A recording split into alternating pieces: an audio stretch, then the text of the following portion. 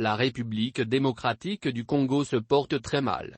La nation est malade et son peuple vit un traumatisme très approfondi du fait des espoirs déçus par l'alternance politique sans alternative de changement réel dans la vie des citoyens.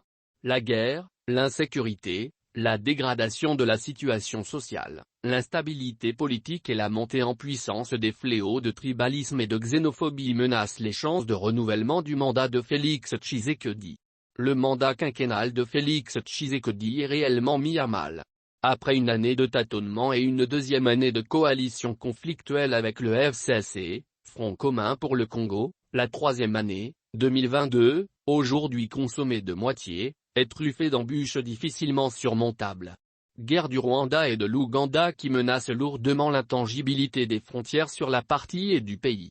Insécurité grandissante dans certains territoires des provinces du Nord Kivu, de l'Ituri, du Sud Kivu, du Maniema, du Tanganyika et dans une certaine mesure, dans bien d'autres provinces du pays.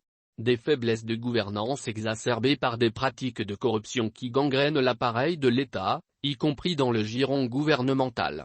Sans omettre ces improbables élections attendues en 2023 et pour lesquelles tous les signaux semblent confirmer leur impossible tenue effective dans le délai requis.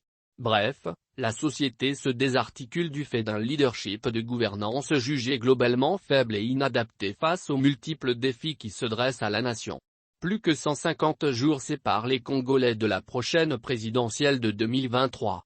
Une élection que ni la Commission électorale nationale indépendante, CENI, ni le gouvernement de la République, moins encore le chef de l'État, ne sont en mesure de confirmer la tenue à bonne date, c'est-à-dire, dans le délai constitutionnel.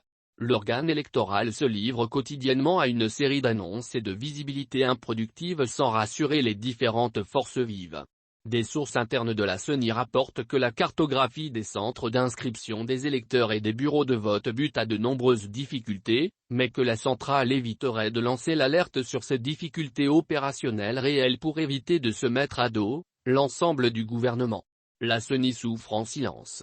Avec un personnel impayé et sous-payé dont les salaires longtemps rabattus n'ont pu être rétablis à leur seuil barémique normal. Les techniciens des élections dont l'ONG État, Agir pour des élections libres et transparentes, ont prédit un glissement accidentel des élections. Au moment où la classe politique n'est pas du tout préparée à un quelconque changement de calendrier.